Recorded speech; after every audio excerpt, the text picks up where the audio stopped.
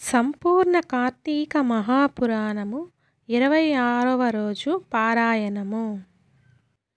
విష్ణుగణాలు చెప్పిందంతా విని విశ్రుతశ్రేష్ఠుడు విస్మయరూపుడు అయిన ధర్మపుత్రుడు పునర్వారిని దండవత్గా ప్రణామాచరించి, ఓ విష్ణు స్వరూపులారా, ఈ జనానికమంతా అనేక కర్తృవత్వ దానాల చేత ఆ కమలనాభుని సేవించుకుంటున్నారు.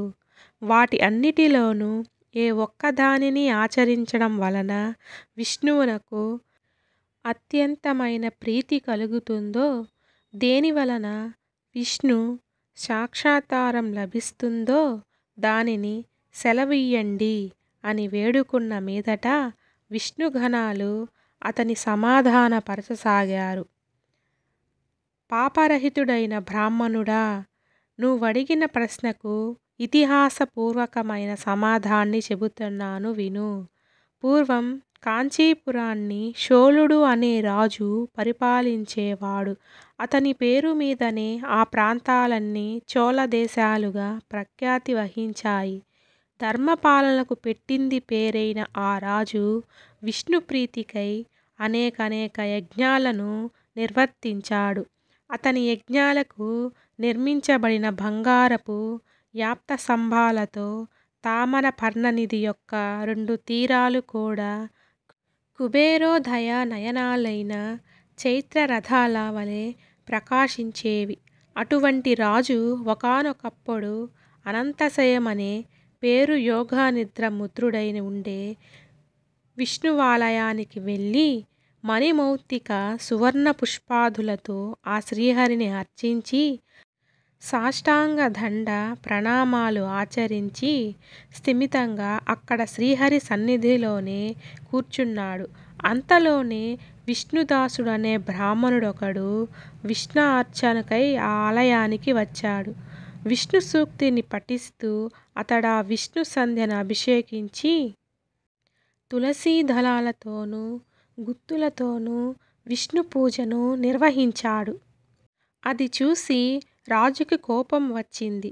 ఆ కోపంలో తాను ధర్మవేత్తమై కూడా అవతలి వ్యక్తి యొక్క బ్రాహ్మణ విభాజత్వాన్ని విసర్జించి, ఓ విష్ణుదాసుడా, నేను మాణిక్యాలతోనూ బంగారు పువ్వులతోనూ చేసిన పూజ వలన ప్రకాశమానుడైన ఆ ప్రభువు నీ తులసి ఆకుల పూజతో ఎందుకు కప్పివేశావురా?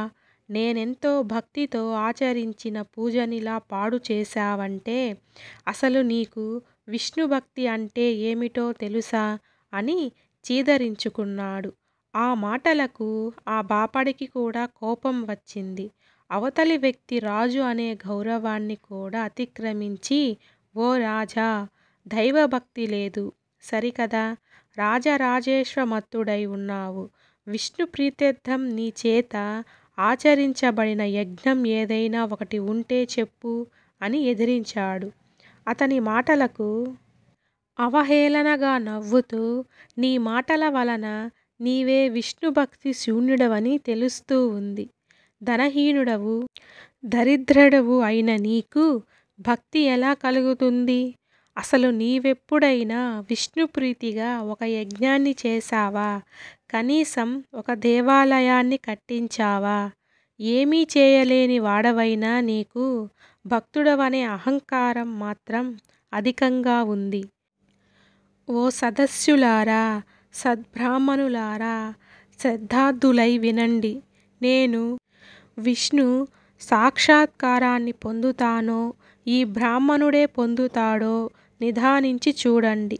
అంతటితో ఆ ఇద్దరిలో భక్తి ఎటువంటిదో మీకు తెలుస్తుంది అని ప్రతిజ్ఞపూర్వకంగా పలికి చోళుడు స్వగృహానికి వెళ్ళి మద్గులుడు అనే మునిని ఆచార్యునిగా వరించి విష్ణు సహస్రయాగానికి పూనుకున్నాడు. బహుకాలం పూర్వం గయాక్షేత్రలో ఋషి సముదాయాల చేత చేయబడిన అన్నదానాలను అనేక దక్షిణాలతో సామాన్యులకు ఆచరించిన సాధ్యం కాని సర్వసముద్రి మంత్రమైనది అయిన ఆ యజ్ఞాన్ని చేయసాగాడు రాజు. పేదవాడైన విష్ణుదాసుడు ఆ గుడిలోనే విష్ణుదీక్షితుడై హరిప్రీతికై ఆచరించవలసిన మాఘ కార్తీక వ్రత ఆచరణలు, తులసీవన సంరక్షణాలు, ఏకాదశి నాడు ద్వాదశాక్షరి యత్ర, విష్ణు జపం, షోడాపచారాల విధిని, నిత్య పూజలను, నృత్య గీత వాద్యాది మంగళ ధ్వనులతోనూ ఈ విధంగా శక్తి మేరకు భక్తియుక్తులతో ఆచరించసాగాడు. నిత్యము సర్వవేళలలోనూ భోజనాది సమయాలలోనూ సంచారమందు తుదకు నిద్రలో కూడా హరినామ స్మరణ చేస్తూ ప్రత్యేకించి మాఘ కార్తీక మాసములో విశేష నియమాలను చరిస్తూ ఉన్నాడు. ఆ విధంగా భక్తులైన చోళ విష్ణుదాసులిద్దరూ కూడా తమ సర్వేంద్రియ వ్యాపారాలను వ్రతనిష్టలోనే నిలిపి విష్ణు సాక్షాత్కార ప్రాప్తి కోసం చాలా కాలం తమ వ్రతాలను ఆచరిస్తూనే ఉండిపోయారు. కాలం గడుస్తూ ఉండగా ఒకనాటి సాయంకాలం విష్ణుదాసుడు వండుకున్న భోజనాన్ని ఎవరో కాజేసుకొని వెళ్ళిపోయారు. ఆ దొంగలించిన వాళ్ళెవ్వరు అనే విషయమైన విష్ణుదాసు పెద్దగా విచారణ చేయలేదు. కానీ పునర్వంట ప్రయత్నాలు చేద్దామంటే సాయంకాల పూజకు సమయం మించిపోతుండటం వలన ఆ రోజు భోజనం చేయకుండానే విష్ణు పూజలో గడిపేశాడు. మరునాడు కూడా వంట చేసుకొని శ్రీహరికి నివేదించే లోపలే ఎవరో ఆ వంటకాలను అపహరించుకుపోయారు. విష్ణు పూజకు వేళపోనివ్వకూడదని ఆలోచనలో ఆ రోజు కూడా ఆ బ్రాహ్మణుడు ఆ భోజనంగానే హరిసేవకు కొనసాగించాడు. ఇలా వారం రోజులు గడిచాయి. ప్రతిరోజు అతని భోజనాన్ని ఎవరో అతి చాకచక్యంగా దొంగలిస్తూనే ఉన్నారు. అతను పస్తులుంటూ కూడా హరిసేవ చేస్తూనే ఉన్నాడు. వారం రోజుల పాటు ఆ భోజనంగా ఉండడంతో విష్ణుదాసికి ఆ దొంగను పట్టుకోవాలనిపించింది. అందువల్ల ఒకనాడు చాలా పెందలాడే ముగించుకొని వంటకాలను పూర్వస్థానముందే ఉంచి తానో చాటున దాగి కూర్చొని దొంగ కోసం ఎదురు చూడసాగాడు. కాసేపటికి ఒకానొక చండాలుడు ఆ అన్నాన్ని దొంగలించేందుకు వచ్చాడు. వాడి ముఖం అత్యంత దీనంగా ఉంది. రక్తమాంసాలే మాత్రము లేకుండా కేవలం ఎముకల మీద చర్మం కప్పినట్లుగా ఉన్నవాడు. అనార్తుడు అయిన ఆ చండాలుడు వంటకాలను దొంగిలించేందుకు పోసాగాడు.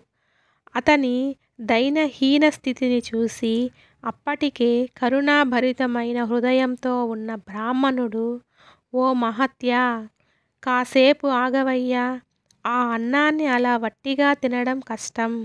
ఈ నేతిని కూడా పట్టుకొని వెళ్ళు అంటూ నేతి జూటితో సహా అతనికి వెంటపడ్డాడు. ఈ విప్రుడు తనను బంధించి రాజ్యభటులకు అప్పగిస్తాడేమోననే భయంతో ఆ చండాలుడు పరుగు తీసాగాడు. ఆ పౌరుడు కూడా ఆ చోరుని వెనకాలే పరిగెడుతూ, అయ్యా, నెయ్యి తీసుకొని వెళ్ళి కలుపుకొని తినవయ్యా సామి అని అరుస్తూనే ఉన్నాడు. అతనికి తనపై వస్త్రపు చెంగులతో ఆ చండాలుడు చిరునవ్వు నవ్వుతూ లేచాడు. ఇప్పటికీ తను విష్ణుదాసి కళ్ళకు శంకృచక్ర గదార్భచారి పీతాంబరుడు చతుర్ముఖుడు శ్రీవత్సలాంబితుడు కౌస్తుభాలంకృతుడు అయిన ఆ శ్రీమన్నారాయణుని వలె గోచరించడంలో అతగాడు స్వాతిక భావ వృత్తుడైపోయి అవాక్కుగా ఉండిపోయాడు. ఈ భక్త భగవానుల సంగమ దర్శనార్థం ఇంద్రాంధ్రులెందరో విమానారూఢులై ఆ ప్రాంతాలకు వచ్చారు. విష్ణువు మీద, విష్ణుదాసుడి మీద కూడా విరివాన కురిపించాడు. అప్సరసలు ఆడారు, గంధర్వులు పాడారు. దేవగణాల వందలాది విమానాలతో ఆకాశం నిండిపోయినట్లు వినిపించింది. అనంతరం ఆదినారాయణుడు విష్ణుదాసుని గూర్చి కౌగిలించుకున్నాడు. ఆ స్వరూపాన్ని ప్రసాదించి తనతో బాటే తన విమానం ఎక్కించుకొని వైకుంఠానికి బయలుదేరాడు. యజ్ఞవాటికలో ఉన్న చోళుడు, గగనాములైన బ్రహ్మ, జనకులిద్దరినీ చూసి ఆశ్చర్యపోయాడు. తక్షణమే తన ఆచార్యుని పిలిచి, ఓ ముద్గురముని, నాతో వివాదమాడిన ఆ నిరుపేద విప్రుడు విష్ణు రూపాన్ని పొంది వైకుంఠానికి వెళ్ళిపోయాడు. అమితస్వరవంతుడైన నేను అస్వాదులైన యజ్ఞాదులను చేస్తూ కూడా విష్ణు సాక్షాత్కారాన్ని పొందలేకపోయానంటే ఇక వైకుంఠ ఆ సంగతమే కదా. నేను ఎన్ని యజ్ఞాలు చేసినా, బ్రాహ్మణులు కోరినంత దక్షిణను సమర్పించినా కూడా ఆ శ్రీహరికి నా మీద కొంచెమైనా కృప కలిగినట్టు లేదు. దీనిని బట్టి కేవలం భక్తియే తప్ప విష్ణు అనుగ్రహానికి మరో మార్గం లేదు. ఈ యజ్ఞ యాగాది కర్మకాండలను అనవసరంగా భావిస్తున్నాను అని చెప్పాడు. బాల్యం నుండి యజ్ఞదీక్షలోనే ఉండడం వలన నిష్పంతుడు అయిన ఆ రాజు తన సింహాసనం మీద తన మేనల్లుడికి స్వయంగా పట్టాభిషేకం చేశాడు. ఆ కారణం చేతనే ఇప్పటికీ కూడా ఆ చోళ దేశాలలో రాజ్యాధికారాన్ని పొందడంలో రాజుల మేనల్లులు కర్తవ్యాన్ని నిర్వహిస్తున్నారు. అనంతరం చోళుడు యజ్ఞ హోమగుండ దగ్గరకు వెళ్ళి, ఓ శ్రీహరి, త్రికరణ శుద్ధిగా నీ యందలి భక్తి నా యందు సుస్థిరం చెయ్యి తండ్రి అని ప్రార్థించి సమస్త సద్వలులు చూస్తుండగానే అగ్ని ప్రవేశమాచరించాడు. అది చూసి కృంగిపోయిన ముగ్ధులుడు తన శిరస్సును కండివేసుకున్నాడు. ఇది మొదలు గోత్రమి నాటికి విసికగానే వర్ధిల్లుతుంది. హోమగుండంలో ప్రవేశించిన రాజును అందులోని అగ్ని నుంచి ఆవిర్భవించిన శ్రీహరి ఆదుకున్నాడు.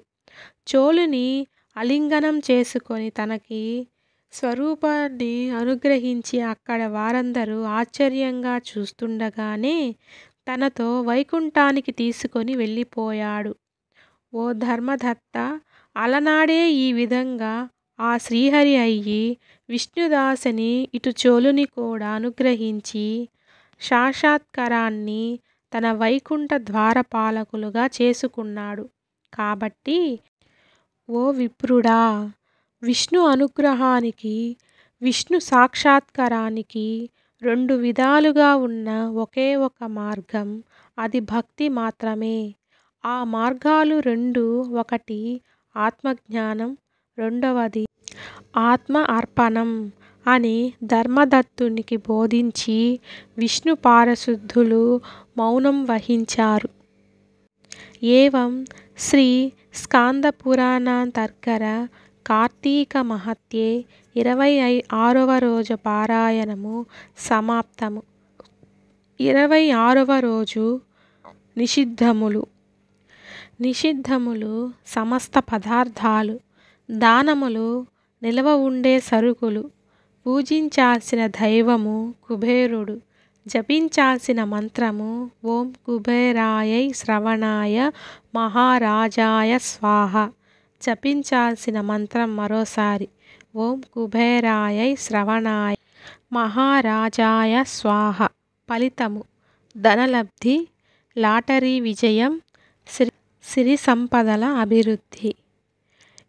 ఏవం శ్రీ స్కాందపురాణాంతర్గత కార్తీక మహత్యే 26వ రోజు పారాయణము సమాప్తము.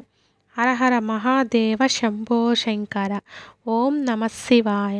ఓం నమః శివాయ. ఓం నమః శివాయ.